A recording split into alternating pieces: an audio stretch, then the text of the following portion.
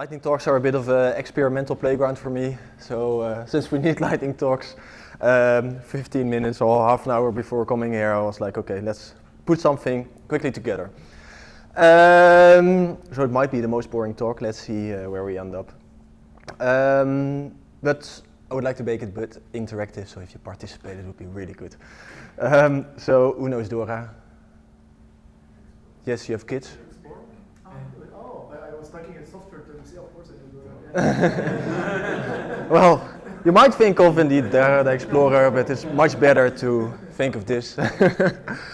My kids, when they were small, I was reading, of course, this one. Now I want to start reading this one. But okay, so where does this go to? Yes, that's still TBD. What TBD? To be determined, yeah. Or it's to be determined, or it's trunk-based development. Just seeing where we're getting into. Last quiz question is, I love writing unit tests. Am I the only one? Okay. Okay, luckily there are a few. Or not unit tests or tests, but okay. So, yeah, where do I want to go to? This is some of the Dora metrics. And they research on, okay, what makes high performance teams. So that's things like deploy frequency, lead time, change failure rate, mean time to recovery. And there are a lot of underlying practices under that. What makes software teams or software crafters really performant? But if we, look at what is the big hype now, AI, then a lot of people are generating things on very rapid pace. So yeah, will we just all run into a big wall on a very high speed, or will we find ways to contain this beast and all channel it to great things? So I just got inspired by some comments and discussions on LinkedIn. So I'm reusing some of the things some of the software crafters are pitching, and one of them is that okay. There are 4 types emerging a bit in the AI, which is excited executives, which are like, okay, finally I don't need these very difficult IT people anymore. We can just ask, it does what I ask, and it's great results instantly. So they can do their usual mess just a lot faster. Proud skeptics who are very proudly not using it yet. But yeah, I think the big risk for these people is there might be the ones who are left behind. And now I'm wondering if something is going, oh no.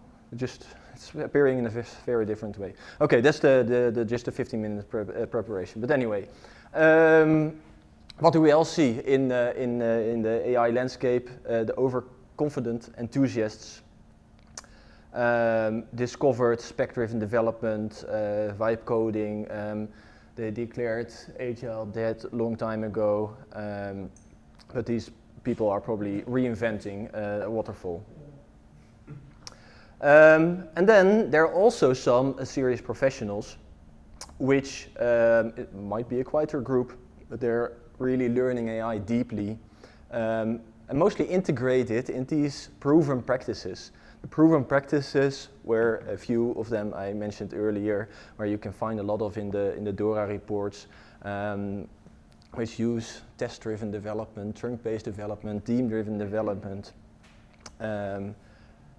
The practices which are proven since decades, so to say, and implemented, and which don't just apply to human programmers, but might also just apply to the silicon versions of programmers, the AIs, and the language learning models.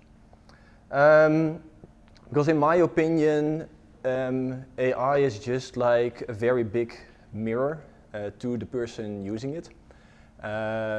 So yeah, if I look at my own team from juniors to very experienced developers, it magnifies the junior who doesn't have the right insights yet or right methodologies. It also magnifies very much the very experienced and very skilled developers.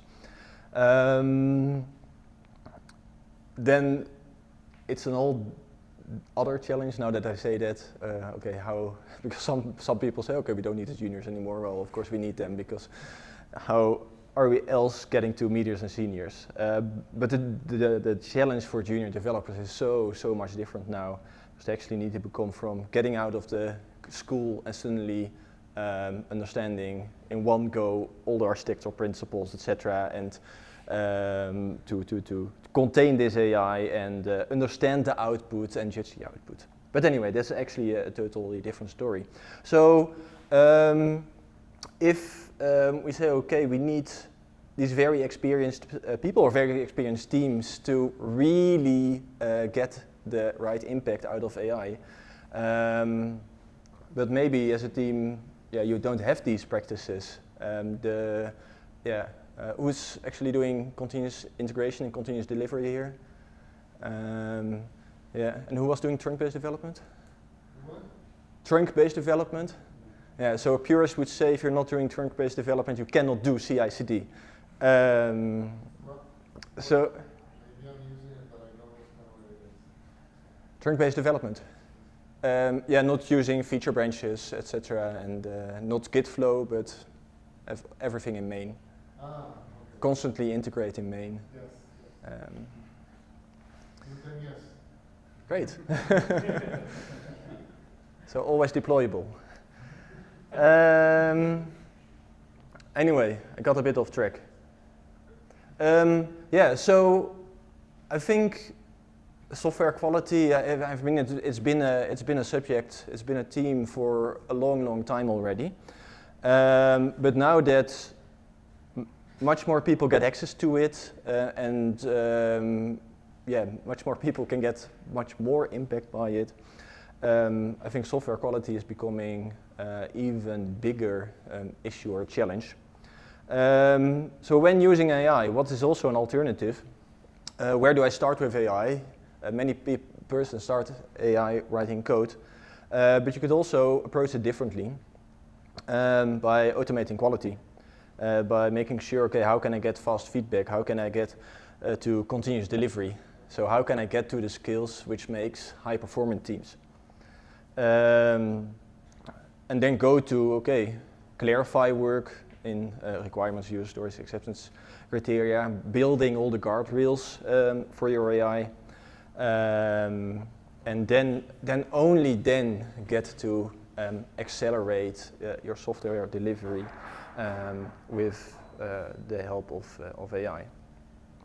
So just in summary, yeah, I think AI is really a magnifier of skills of an individual or of a team, and that software crafting skills have been proven like underlying principles under high performance teams. And also what it seems like is that agentic frameworks tend to benefit from these same human skills as well. So then the question becomes like, okay, how can you train your agentic framework or give it the skills or define the different skills in it to behave like the software crafter and implement, for instance, or practice things like TDD and others. So that was it. I got my inspiration from some people I follow on social media. So if you liked it, then it's because of them. If you didn't like it, then I didn't interpret it right. So thank you.